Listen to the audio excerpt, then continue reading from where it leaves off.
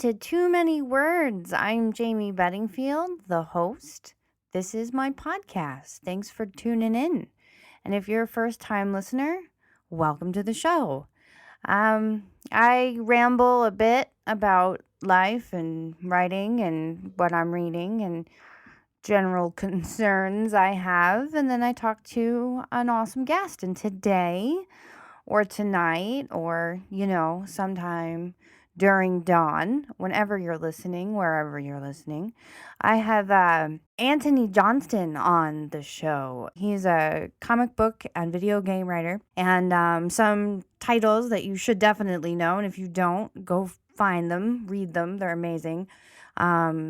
His a post-apocalyptic, long-time running series, Wasteland, and then The Coldest City, which has been adapted into a film starring Charlize Theron, and that will be out, I believe, in August 2017.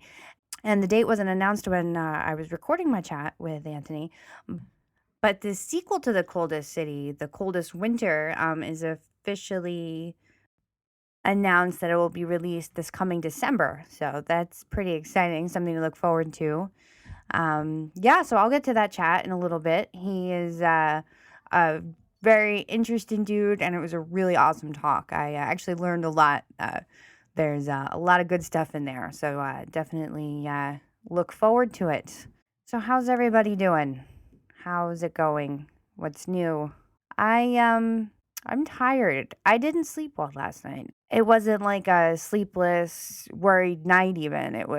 I was dead set on finishing this draft for the one short story I'm doing for the fantasy anthology that I am co-writing with H.M. Jones. Meanwhile, in Washington, weird and strange and touching Washington shorts. I have been having so much fun. And the first story that I'm getting ready to hand over to her, and she's going to hand me over her zombie in Aberdeen story, and we're going to read each other's, and then, do that with all of them. But the story I'm getting ready for her is titled The Wizard of Fremont. It's about a terminal wizard who is trying to figure out how he can pass on his legacy. He spent his life dedicated to learning magic, and he has nobody to pass his gift on to. So he turns to the crows. And I've been having a lot of fun writing it, and yesterday was like, I'm finishing the draft today, then I can start, tinkering with it and making it better. So I, drank coffee late into the night and got it done, and I'm quite pleased. But that also means that when I woke up this morning, I felt like I needed to go to bed.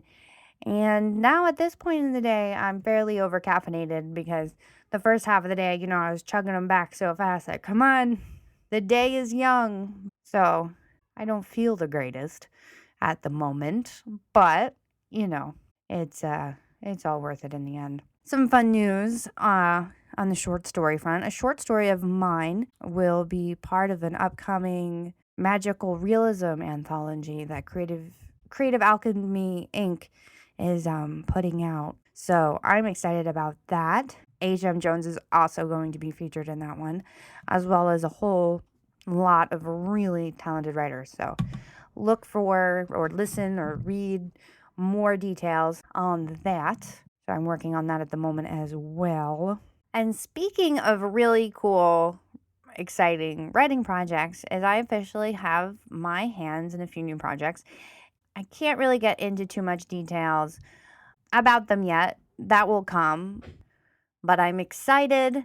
Work starts on those pretty much immediately, or they'll one in a few weeks. But that being said, between my very full writing plate, which is good, that's what I'm doing, that's what I'm aiming for, and the fact that it's summer and I'm actually going to attempt to take my first week off since I went full time. That being said, I needed to look very honestly and critically at my schedule and everything that I was doing and figure out how to work everything in there, because these are not things that I wanted to turn down or turn away or even wait on. One of the projects, the one that I can talk about, is my fantasy series that I'm working on, and right now I'm world building.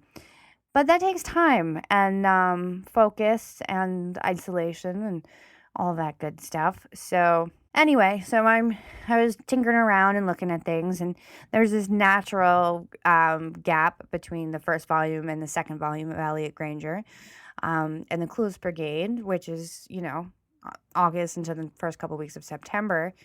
The show is taking a break before coming back, so there's that. But starting the last week of July, Too Many Words will go from Monday and Thursdays to just Thursdays right now, so that I have room in my schedule for these other projects. I appreciate your patience while I shuffle things around and get a little organized. Sometimes when one runs at full speed, the occasional reset or reevaluating, as you will, is necessary, and it's good to spot it and listen to it and change it. So that's what I'm doing. But as far as the other things, as soon as I can talk about it, I will. Guys, I think I'm tired today, but I'm feeling pretty good about things. Change is always intimidating. I like to worry about change. I like to fret about change, plan for change, which in itself isn't really possible. But I like to do that. I like to think about those things. But I gotta say, the one decision that I'm feeling pretty good about at the moment is waiting so long to start watching Game of Thrones. I'm now in the season 3, and I'm obsessed. And Khaleesi is just ridiculously awesome. And I still have so much more content to consume. It's a Netflix, even though it's not Netflix, it's the HBO now binge watching at its greatest. Although every time I watch the show, I find myself wanting to eat something decadent. I bought some onion tarts at Trader Joe's the other day, and I feel like that's why I did that. But anyway, just doing my thing. I just started reading the 8th book in the Sandman Slim series by Richard Kedry, Perdition Score. And like every one of his other books, it's awesome and worded brilliantly. I have a chat scheduled with him next week. I'm super excited. Super excited for that. So definitely tune in to that. That episode will air Thursday the 28th. So mark that on your calendar. All right, guys. Well, I think that's my rambling. I apologize for my lack of energy. Next time I talk to you, I'll be peppier.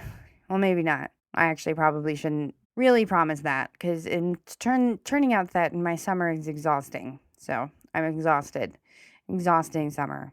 And now that I've said the word exhausting 3 times, I'm going to turn the show up a few notches and bring on the awesome Antony Johnston. After a little bit of song, I will be talking to him.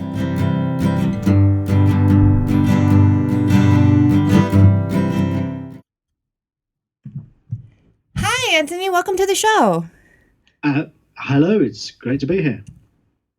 So I've been really looking forward to talking to you. I've been a fan of a lot of your work for a while, and Wasteland especially. That was my initial introduction into to you, and it's such an awesome series, and it's really cool.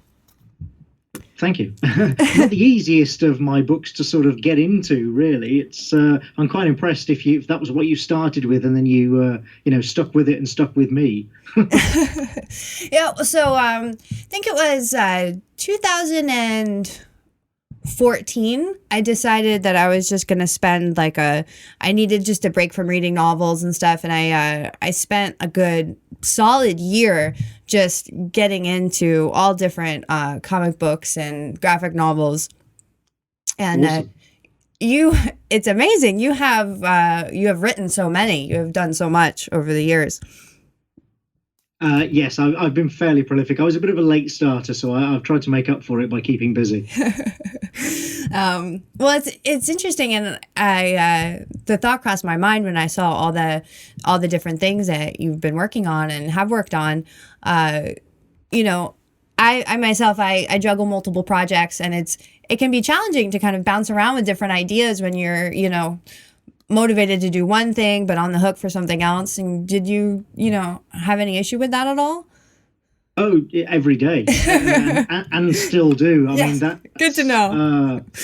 I have a lot of writer friends who work in other media, such as things like video games, which I do some work in myself as well. But also, guys who write TV, plays, novelists, and they're all consistently amazed at how many projects comics creators, both writers and artists, but especially the writers, obviously, are juggling at any one time. I mean, it's one thing to be writing something and then have, 3 or 4 things that you might go on, that you're talking to people about doing when you've finished this project. And lots of people do that. But in comics, it's fairly unique to our medium that we are literally writing, say it takes 5 days to write an average comic, and then you are immediately writing another comic for the next 5 days, and then you might go back and write another issue of that first comic for the next 5 days, and then write a comic for a third series in the next 5 days, and just constantly juggling all these active projects. Like I say, it's fine to sort of be working on something and have more projects lined up. Everybody does that, but to be working on so many active projects, like sort of intertwining on your schedule, is quite unique to comic writers, I think, and as I say, comic artists as well to a lesser extent. And so, yeah, people from other media are always kind of amazed that we do this, but everybody does it. Some of us are a little more organized than others. Some of us have more of a sort of process about that sort of thing than others, but we do all do it. I've literally been doing it since the start of my career, and like I say, still doing it now. And I don't by any means feel that I've perfected it, but I've gotten pretty good at it. And there is actually, for people who really want to sort of get a bit more in depth on that sort of thing, there are some articles on my website, on the resources section of my website, which deal with things like, sort of how to juggle multiple projects at once and still keep track of where you are and everything. Oh, very cool. I'll definitely check that out. I mean, I'm not a comic book writer, but I've been this past year I've transitioned into writing full time, and part of that is just I started out just casting a lot of different nets, and now where I am currently is I am juggling multiple fiction projects as well as 2 different podcasts. So I find my mind just kind of split in so many different directions sometimes. So you've thrown yourself in at the deep end. Yes, that's excellent. Yep, that's kind of running, and yep. Welcome. Thank you. But so to get into the Wasteland, I'm really curious. It seems like it was super fun to create. And I'm curious as to just kind of, what led you to the Wasteland, and, kind of how it was creating it. Well, I mean, it was long. It was a long process, and it was kind of exhausting, is what it was. Yes. Really. But it started. I've always been a fan of post-apocalyptic fiction ever since I discovered it. Really, as a fairly young boy, reading British comics, and we had things like Judge Dredd, which had some post-apocalyptic sections in it. Oh yeah, and he's awesome. Other strips in 2000 AD that were very much set after an apocalypse, and in other comics as well. And then I started reading, sort of post-apocalyptic novels, post-apocalyptic movies. Obviously, Mad Max was in the 80s, that sort of thing, or started in the 80s, I should say. And so I just kind of slowly realized that these were all kind of a genre, very different stories, but all kind of falling into the same genre that I really liked. I'm like, oh, okay, so this is a genre that I'm a fan of, Yeah. And I'm talking when I was a fairly young teenager here, so it was quite a revelation to sort of realize that. I knew I always liked sci-fi. I've loved sci-fi, but to get a sort of specific subgenre like that and have that realization of, oh, okay, these stories actually really appeal to me, even though they're all different. There's something about this post-apocalyptic setting that just really appeals to me. So I guess I always felt that I would do some kind of post-apocalyptic story someday. And I actually first had the very, very tiniest seed of the idea of Wasteland when I was about 18 years old. Wow. Working in a stationery sales company at the time for a brief period before I went to art college, selling, Tipex or whiteout, as you people call it, and things like that. And I just had the idea. It just sort of popped into my mind, and it started with a visual, sort of had an image of, a sort of wasteland wanderer striding through the desert dust. And that image is essentially what eventually became the first page of the first issue of Wasteland, where we see Michael striding towards us through the dust with his long duster coat, his hat, and his stick. That's pretty much what I had in mind when I had that first visual that led to the idea. And so, having taken an interest in post-apocalyptic fiction, having this idea, and also having an interest in environmental issues and concerns, I just started sort of filing everything away. I knew that I didn't have the whole story yet, and I knew certainly that I wasn't ready to write it yet, but I knew that I would want to someday. And so, I just kept filing ideas and making notes and reading stories that I thought would be interesting, real science stories and stuff that I thought would be interesting and would tie into the kind of story that it was going to be. And then all of this sort of mounted up over the next nearly 15 years until eventually, after I had done a few graphic novels at Oni Press, James Lucas Jones, who had recently been promoted to editor-in-chief there, said to me, would you like to do an ongoing, and do you have any ideas for what you'd like to do? Nice. And at first I was actually a little stumped, and I was like, I would, but I'm not sure what I want to do. And then it kind of hit me, and I was like, oh, wait, I've got this idea. And so I spent about the next 6 months, maybe 12 months, getting all this stuff together and working it up into a big overall story. And what I realized was that this was one of the most uncommercial projects that I could possibly pitch, especially in comic form. And that it was really hard to just sort of describe and pitch because it was quite unusual. Mm-hmm. In its tone. I mean, you've read the book, there are no jokes.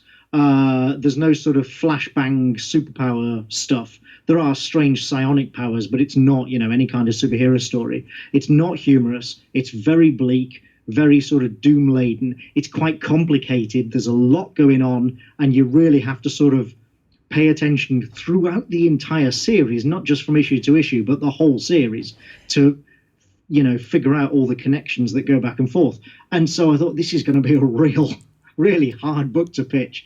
So what I did, rather than trying to just describe the book, I actually wrote the first issue, the script to the first issue, just on spec, and sent that to James at Oni. And I said, along with, and there was some other material with it, a sort of a treatment of, a loose treatment of how the plot would play out from there and some of the backstory explaining it and so on. But I really felt that the best way to get across the kind of atmosphere and mood and feel that I was going for, and by this time I should point out that we already knew Chris Mitten was going to be drawing the book. Chris was our first choice, our only choice to be my co-creator on the book, so we got very lucky there. Yeah, the art's fantastic. Right. I mean, Chris is awesome. And I got very lucky having him as a collaborator and a co-creator on the book. But obviously he wasn't drawing it. It was just the script. And I thought, this is the best way, short of actually just making the comic outright, this is the best way that I can get across how I want to present this book and what kind of story this is going to be. Because I just didn't think that I could do it justice in, a single page covering letter style pitch. I just didn't think that would do the trick. And it worked. James loved the script, and, they overall liked the treatment. There was some, we went back and forth and made some tweaks here and there. One of the, this just came up in conversation the other day, actually. One of the pieces of feedback I got from Joe Nosemak, the publisher at Oni Press, was that not enough happened in my initial outline for the first 6 issues. He was like, this is the first 6 issues. You've really got to grab readers in this first story arc, because if you don't, you're doomed. More needs to happen. It's too slow, too sort of languorous. And he was right. I looked at it and I was like, actually, yeah, you're right. So I sort of compressed a few things and moved stuff out. That was good advice.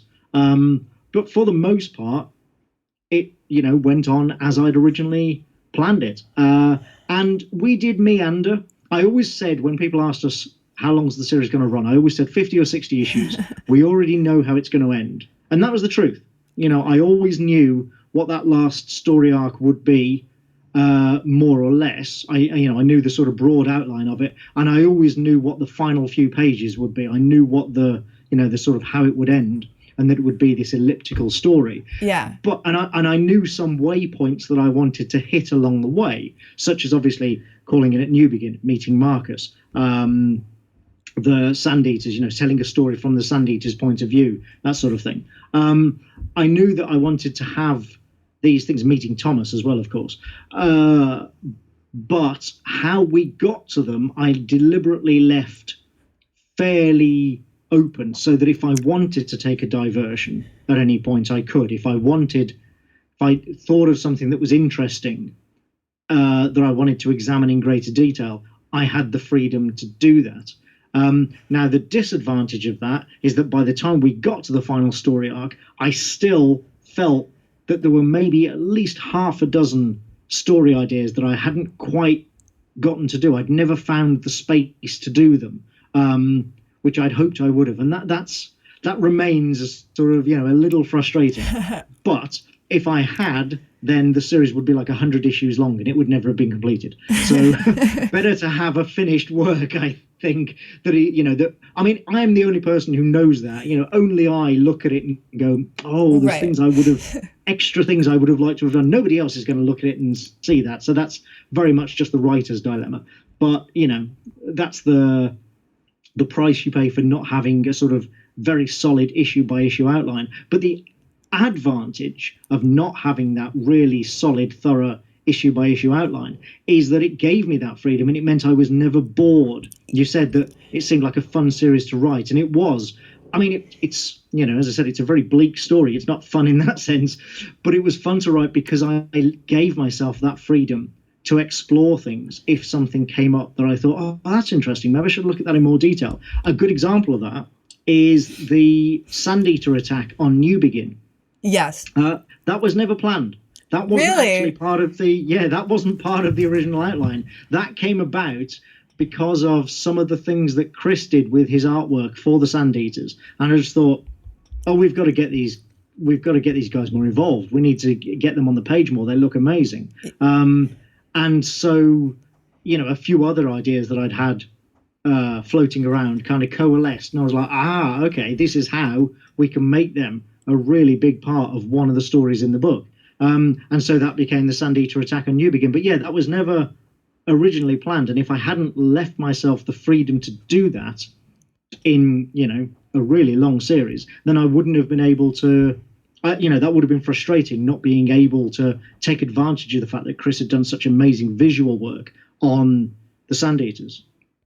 Well, and that's really awesome, I think, because, reading the series, it feels like such a deep and complex world end story, and it stands out from a lot of others that way.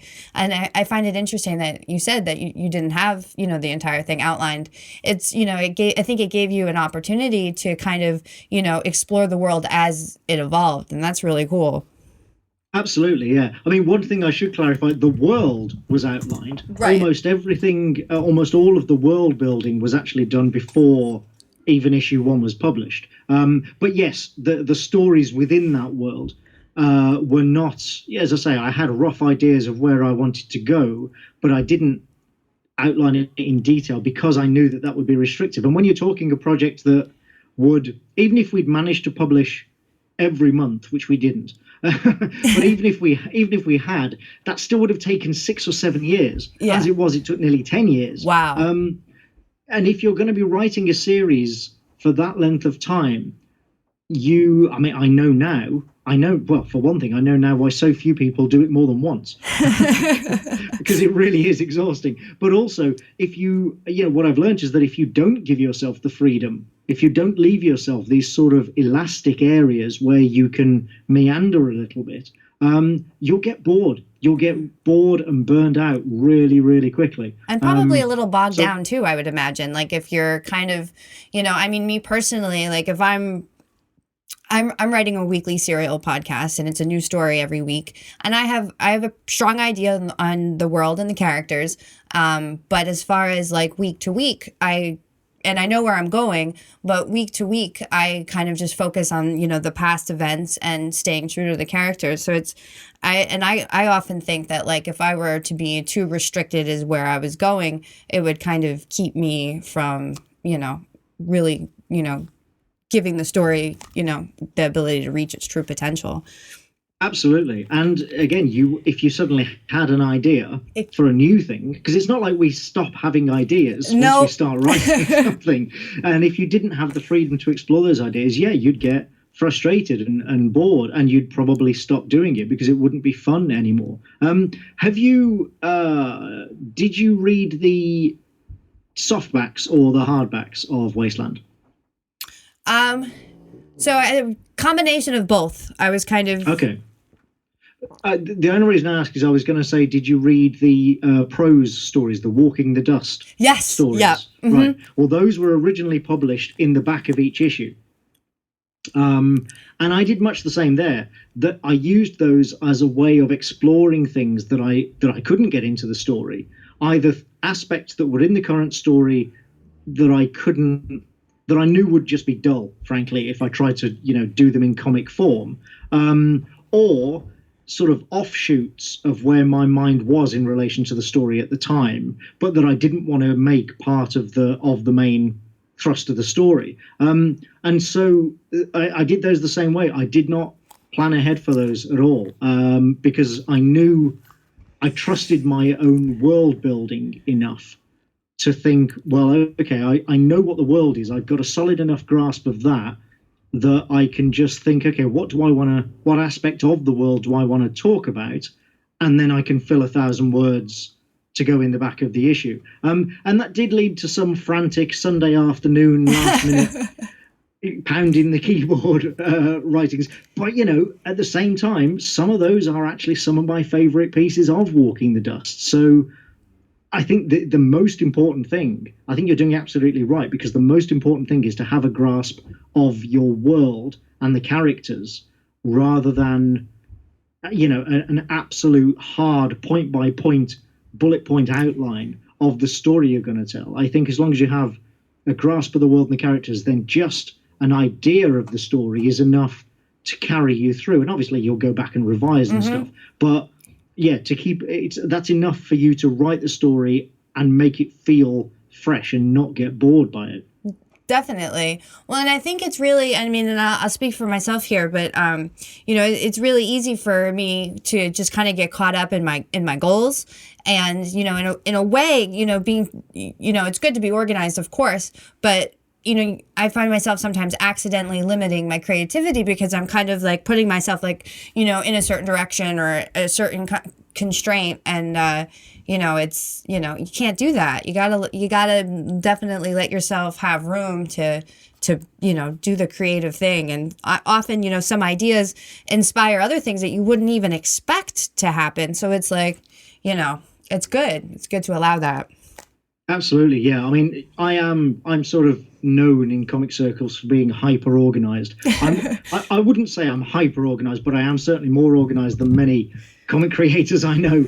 But all of my organization is around the admin of, the sort of the day-to-day. The whole point of being so sort of disciplined in my organization with, invoicing and keeping records and all, office admin, all that sort of stuff, is so that I'm not thinking about that. I'm not worrying about that when I actually sit down and go, okay, time to write, time to create something. So it's not that I'm constraining my creative process. It's more about being really organized outside of that, so that when I come to be creative, I'm not panicking, thinking, "Oh God, I haven't paid the bills yet." Yeah, yeah. Well, and I mean, yeah, because writing it is a business, but often the business mind and the creative mind, they don't always help each other out. So I'm the same way. You got to get, like you said, the admin stuff, squared away to allow yourself to. And everybody finds their own way of doing it.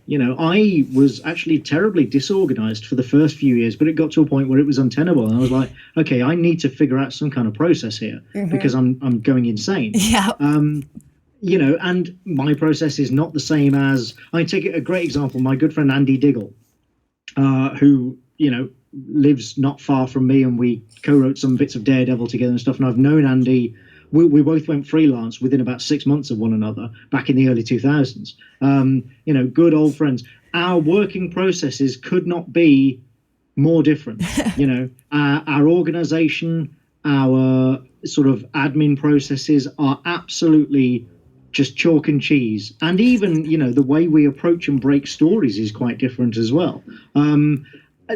If he tried to follow what I do, it wouldn't work. He hasn't got the same mindset.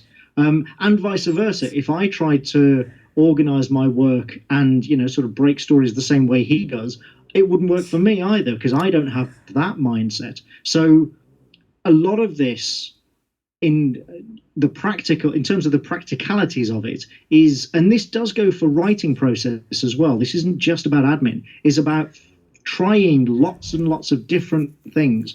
If you're unhappy, definitely. If something's working, then don't break it, don't fix it. But if you're not happy with some aspect of either your sort of everything that goes around the writing or the writing itself, then try something new and keep trying new things, and eventually you will find the things that work for you. And that's, again, these resources pages that I have on my website, a lot of it is about that, saying, look, this is what works for me. It may work for you, it may not, but I got to this stage by reading articles like this and trying lots of different things and getting advice from friends and trying loads and loads of different techniques and methods until I found what works for me. And that took years, but it was worth it, because now I'm in a very comfortable place in terms of knowing how I can get good results out of my own creativity. Nice. Yeah, I'm playing around with that a lot right now, and I'm trying to figure out different things. It's definitely all a challenge within itself, just trying to, figure out what works and what doesn't, what could work if certain things were tweaked. It's a whole thing. Well, and you said you only just went full-time freelance, so it's early days for you. That's the other thing. Going full-time is very different to doing it in your spare time. Oh, it's so different. It's so different. And it's been interesting for me too, because, it's doing it full-time. It's, the pieces of it at night or the things that I would do on the side, it's just I've needed to find, new hobbies and different things like that, just, because, it's been a passion of mine pretty much my whole life. So and it still is, but it's downtime needs to be a little bit different, than writing a story. Yeah, right. Yeah. You've already spent like 5 hours doing that. Now you need to do something else. Exactly. Now, in your graphic novel, The Coldest City has been adapted into a film, right? Yes. It finished. They finished filming a couple of months ago, and they're in post-production now, and it's due for release August next year. Yeah. So that's exciting. Are you excited? Like, how does that? Oh yes. I mean, because very exciting. For me, that's a bucket list item to have something of mine adapted into film or TV. So, yeah. So, how did that come to be as far as like it being turned into a movie? Well, it actually wasn't a bucket list item for me. Interesting. I'm a bit of a, not that I was, I still think it's very exciting, and I don't mean to sound ungrateful. No. But I'm a bit of a purist in that I've never written a comic thinking, oh yeah, I'll be able to sell this to Hollywood.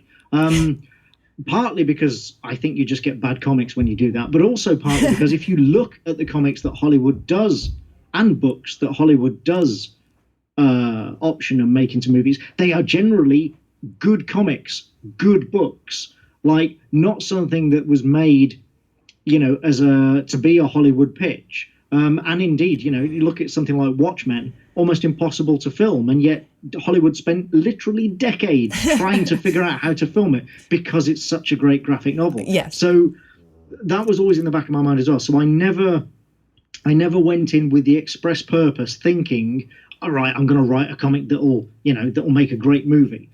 That said, there are a few things that I've written over the years where at the end of it, I've looked back at it and thought, actually, I could see that working on screen as well. And Coldest City was one of them. I wrote it, and this is actually a bit like Wasteland.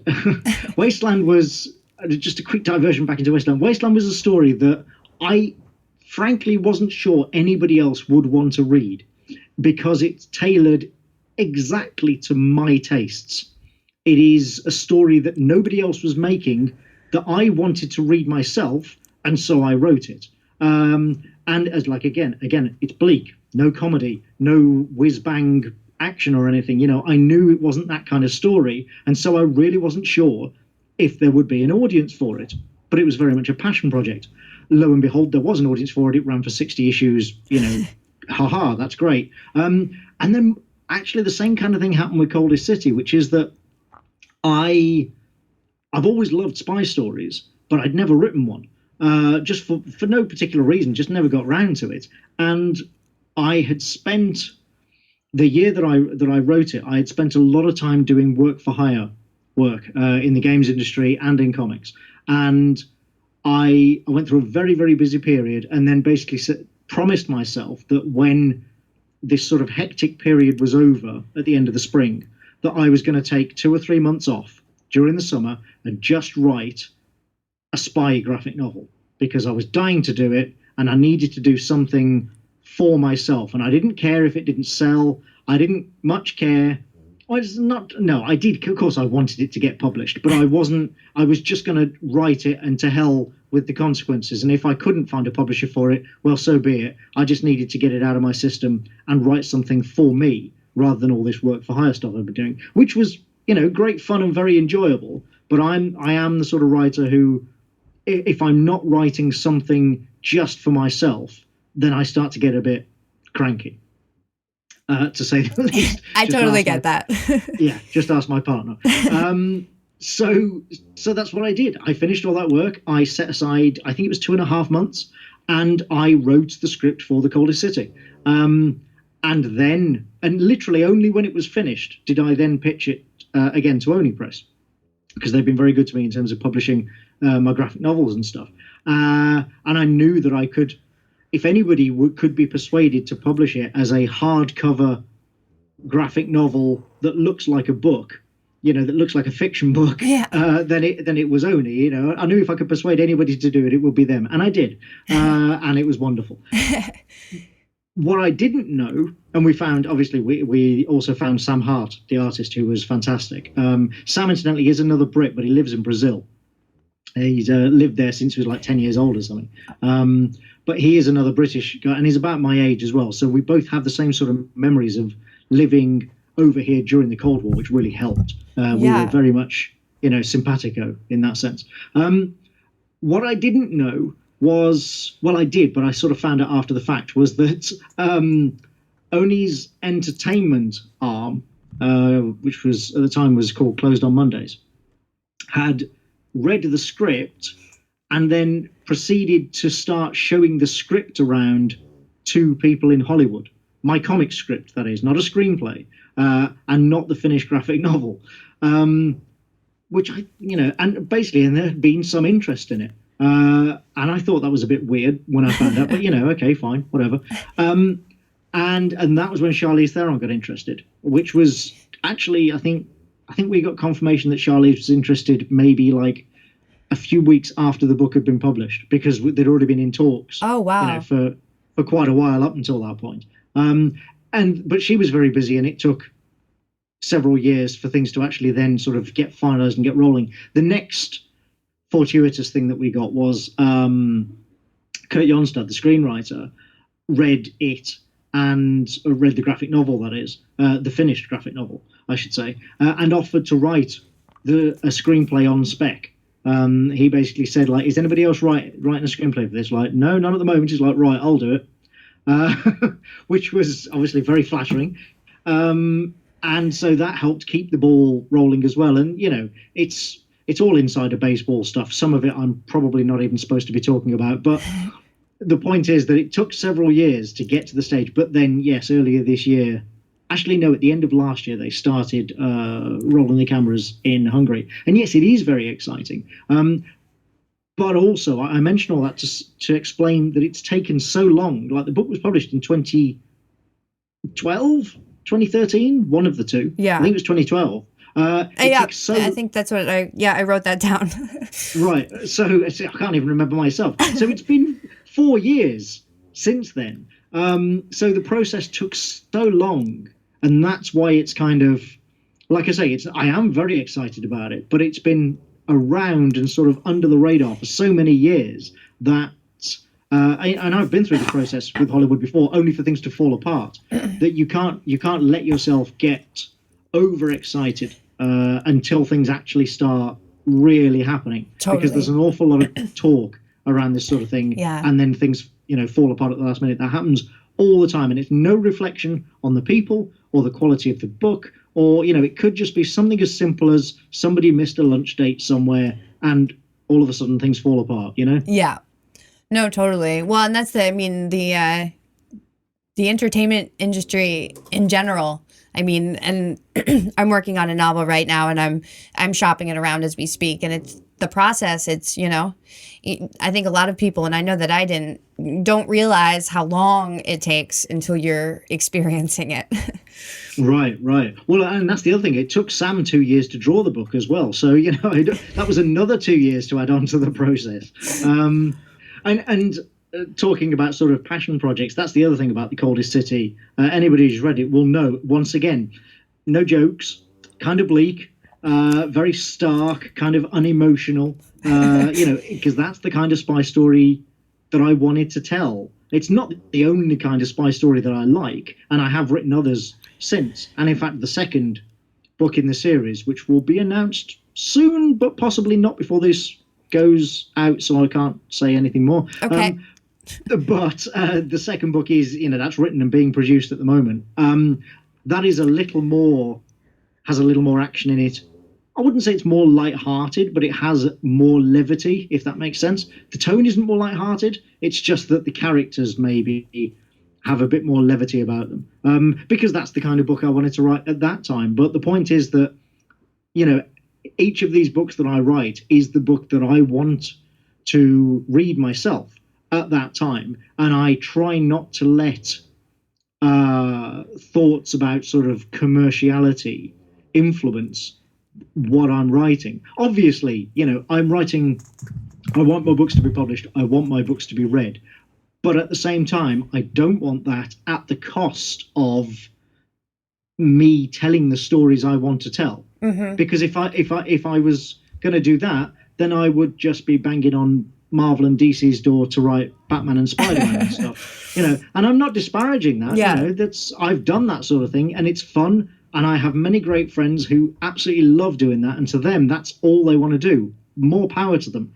But for me, the ultimate aim has always been to tell stories that I want to tell, and, you know, get them out into the world. And if other people enjoy them, brilliant. You know, that I'm overjoyed at that. But I'm not going to change the kind of stories that I tell just to try and attract people who might not otherwise read my stories. Does that make sense? No, definitely. Well, and I think that's a really important, I think that's key. I mean, you have to, you know, and I think it goes back a little bit to what you were saying as far as leaving room in the series for certain stories to just, you know, have room to explore if you were inspired to.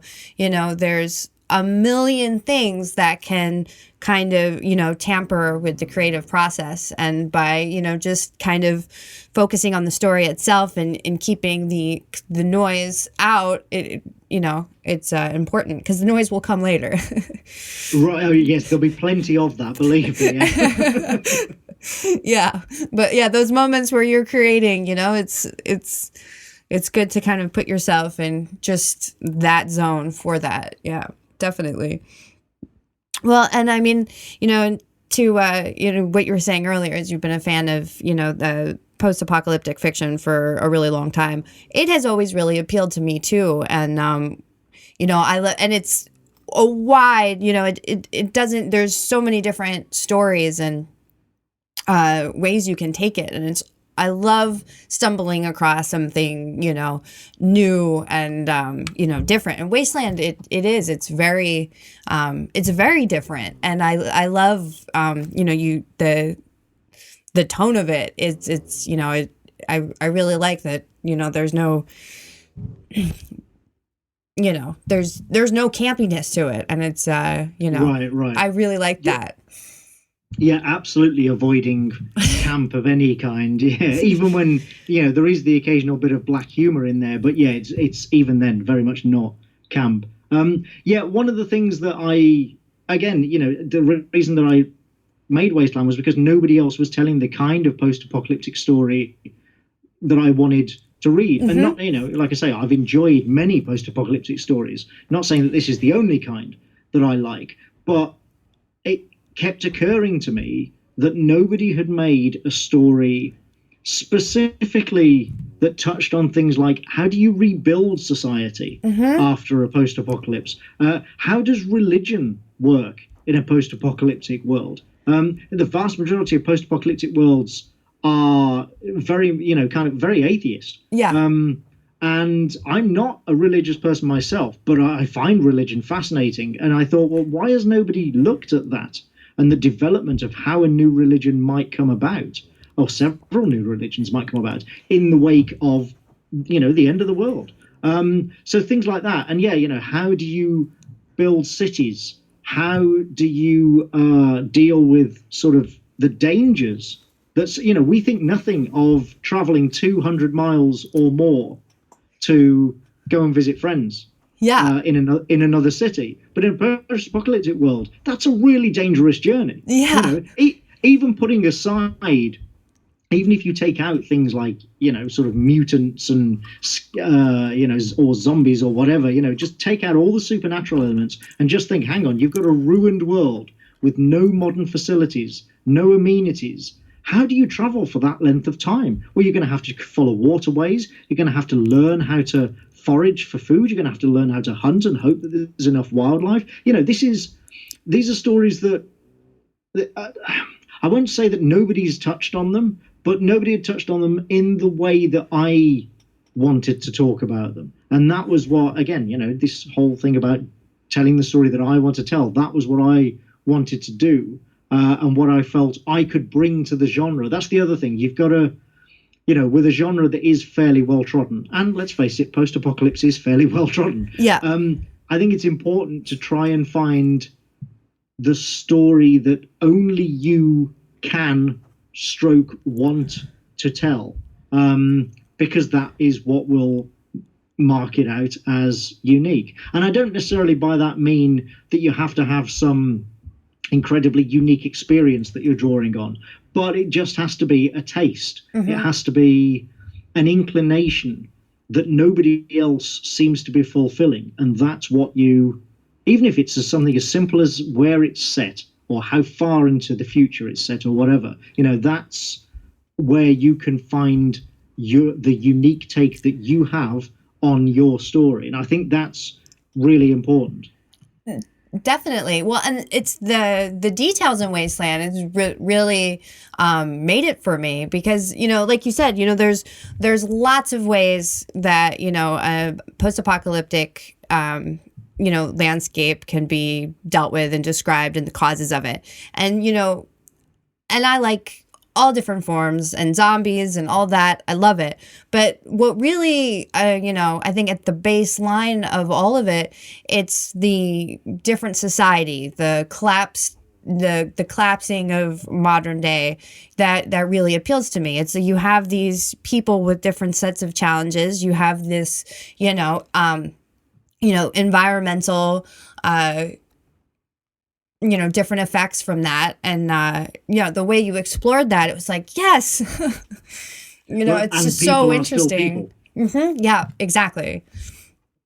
I mean, that's something that I just read a piece, actually, literally just today, about one of my other series, The Fuse, which is a sci-fi cops series that I do at Image Comics. And the premise of that is, well, sci-fi cops. It's cops on an orbiting space station solving murder mysteries, homicide cops. But one of the big things about that book is that even though it's set far in the future on an orbiting space station, people are basically the same. People still lie and cheat, and they're selfish, and they kill one another, and they want to be happy and get drunk and fall in love and all that sort of stuff. People are the same, and that was how I approached it in Wasteland as well. Was that again? Another aspect was we have this incredibly different society now because of the apocalypse, but people are still the same. So how is that gonna play out when they're trying to rebuild the society? And that's why you get all the political power plays in New Begin and the tribalism of the dog tribes. I love that, by the way. That was awesome. Here's a strange thing. Dog tribes really divides people in Wasteland, and it's mostly, not exclusively, but mostly women who seem to really, really like that. A lot of male readers of the series like it well enough, but they kind of like, whatever. They, another story arc is their favorite. But I have so many women tell me, "Oh, I loved the Dog Tribes," and I'm still not entirely sure why, but it's very gratifying. Yeah, and I don't even know if I can really pinpoint as to why. I was just, when I was reading that, I was just like, yes, this is on the money. Awesome. So. Excellent. Well, Anthony, can you tell everybody where they can find you and your works and and your podcast, which I've been listening to, and it's a really fun show. So. Thank you. Basically, look, because my name is spelt rather oddly, just search for my name pretty much anywhere and you'll find me. So it's AntonyJohnston. So that's no H in Anthony, and there is a T in Johnston, and AntonyJohnston. And that's me on Twitter. That's my website, AntonyJohnston.com. And like I say, I have a section there of resources for writers, which are all freely available. I don't charge for any of it, or it's not like I don't make you buy Kindle ebooks or anything. And Facebook again, .com/Antony Johnston. And yes, my podcast is called Unjustly Maligned, and that is at UMP for Unjustly Maligned Podcast, UMP.fm. I also do another podcast called Thrash It Out, which is a heavy metal podcast where myself and Brian Latendry from the Secret Identity Comics podcast we take it in turns to make the other person listen to a heavy metal album of our choosing, and then we argue about it. It's good fun. Oh, wow. No, I'll have to check that one out. That sounds fun. We're both big metalheads, so that's very much a niche. If you're not into heavy metal, you're probably not going to enjoy that show. But if you are into heavy metal, yeah, it's a good time. Well, and so thank you so much for taking the time. It's been awesome talking to you and learning about what it is that you do and how you do it. Thank you for having me on. It's been fun. And that wraps it up for now. Thanks for listening. Be sure to stop by iTunes, Google Play, Stitcher, whatever it is you're listening to me on, and let me know your thoughts. Leave a review. Come follow me on Twitter at @MeBettingfield and follow the show at Too Many Words Pod. And of course, you can find all my good stuff on my site, jamiebettingfield.com. Link to my blog there. And yes, and look for updates. Thanks for listening. Until next time.